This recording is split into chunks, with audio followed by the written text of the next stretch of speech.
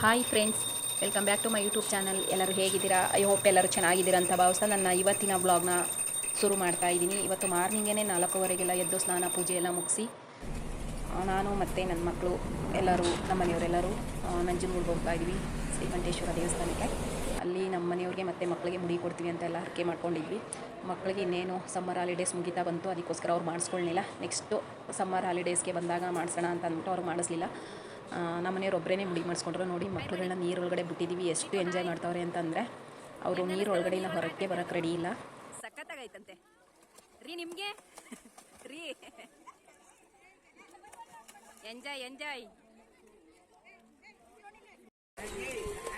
ಅಪ್ಪ ಹಿಡ್ಕೋತಾರೆ ಹೊಡಿಯಕ್ಕೂ. ಹಿಡ್ದಿದ್ರು ಅಷ್ಟೊಂದು ಭಯ ಅಲ್ಲ ಇವ್ನಿಗೆ. ಆ ಬೆಳ್ಳಿದ್ನ ತಗೊಂಡು ತಲೆ ಮೇಲೆ ನೀರು ಹಾಕೋಬೇಕಾ?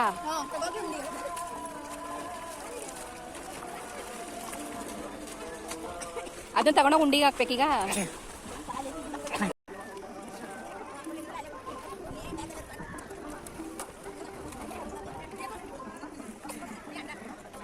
ಬಟ್ಟೆಗಳು ಬೇಸಿಗೆಗಾರು ನದಿಗಾರು ಬಿಸಾಡಬೇಡ.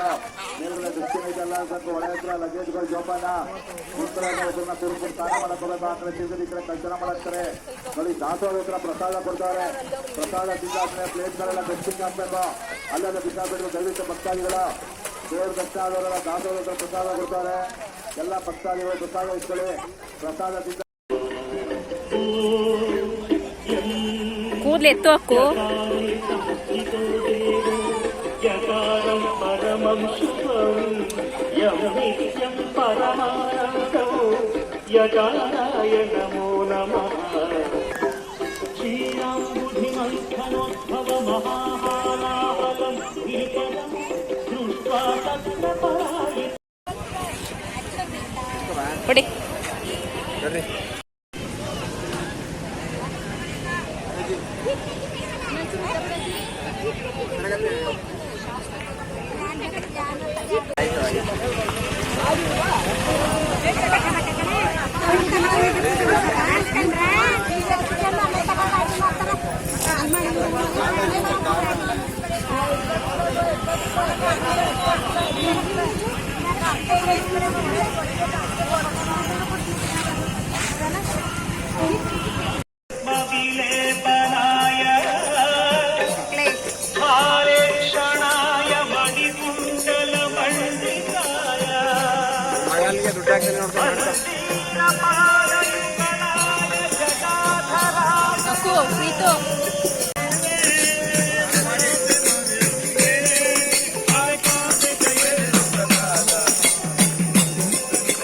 ಜೋಪಾನ. ನಿಮ್ ಕಡೆ ಒಬ್ಬರನ್ನ ಕೂರ್ಸ್ಬಿಟ್ಟು ಸ್ನಾನ ಮಾಡಕ್ ಹೋಗ್ಬೇಕು. ಕಳ್ಳರಿರ್ತಾರೆ. ಜೋಪಾನ. ಪುಣೆಲ್ ಸ್ನಾನ ಆದ್ಮೇಲೆ ಕೆಲಸ ತಿರ್ಗಾಡ್ಬೇಕು. ಅಂಡರ್ ಪಾಸ್ ಅಲ್ಲಿ ಗಣಪತಿ ಗುಡಿ ಪಕ್ಕ ಸ್ಲಿಪ್ಪರ್ ಸ್ಟ್ಯಾಂಡ್ ಐತೆ. ಪಾದರಕ್ಷೆಗಳು ಬಿಡ್ಬೋದು. ಓಪಿ ಪೊಲೀಸ್ ಸ್ಟೇಷನ್ ಪಕ್ಕ ಲಗೇಜ್ ರೂಮ್ ಐತೆ. ಭಕ್ತಾದಿಗಳ ಲಗೇಜ್ ಇಡ್ಬೋದು.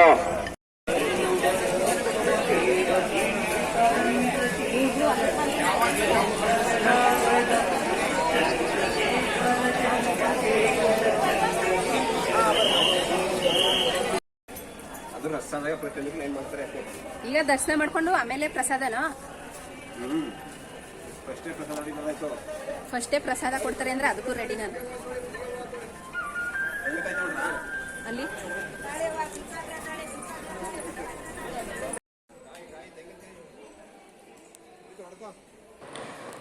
ಕ್ಯೂನಲ್ಲಿ ಏನು ಅಷ್ಟೊಂದು ಜನಗಳಿರಲಿಲ್ಲ. ಒಂದು ಸ್ವಲ್ಪ ಕಡಿಮೆ ಜನಗಳಿದ್ದರು. ಮಾರ್ನಿಂಗೇ ಜಾಸ್ತಿ ಜನ ಇದ್ದರು ಅನಿಸುತ್ತೆ. ಇವಾಗ ನಾವು ಹೋಗ್ಬೇಕಾದ್ರೆ ಒಂದು ಸ್ವಲ್ಪ ಕಡಿಮೆ ಇದ್ದರು. ಇವಾಗ ನನ್ನ ಮಗ ಕಾಯಿ ಹೊಡ್ಕೊಬ್ರಕ್ಕೆ ಹೋಗೋಣ.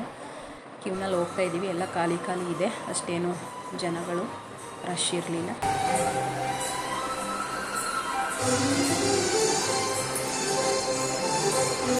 ನೋಡಿ ಫ್ರೆಂಡ್ಸ್, ಎಲ್ಲರೂ ಶ್ರೀಕಂಠೇಶ್ವರ ಸ್ವಾಮಿ ದರ್ಶನ ನೀಟಾಗಿ ನಿಧಾನವಾಗಾಯಿತು. ಹಾಗೆ ದರ್ಶನ ಎಲ್ಲ ಮುಗಿಸಿ ಹೊರಗಡೆ ಬಸಪ್ಪನ ವಿಗ್ರಹಕ್ಕೆ ಒಂದು ನಮಸ್ಕಾರ ಮಾಡಿ ದರ್ಶನ ಎಲ್ಲ ಮುಗಿಸ್ಕೊಂಡಿಲ್ಲ. ಹೊರಗಡೆ ಹೋಗೋ ಸಮಯ.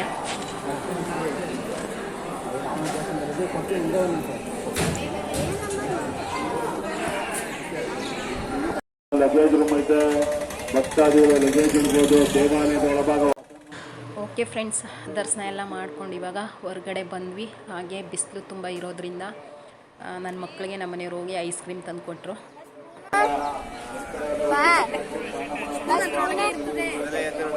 ಅದಕ್ಕೆ ನಾನು ನಮಗ ಐಸ್ ಕ್ರೀಮ್ ತಗೊಂಡು ತಿಂತಾ ಕೂತಿದ್ದೀನಿ.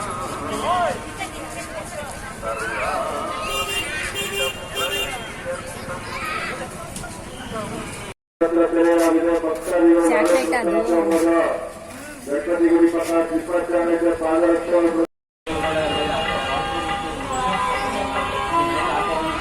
ಮೈಸೂರು ಪಾಕ್ ತಗೋತಿದ್ದಾರಪ್ಪ.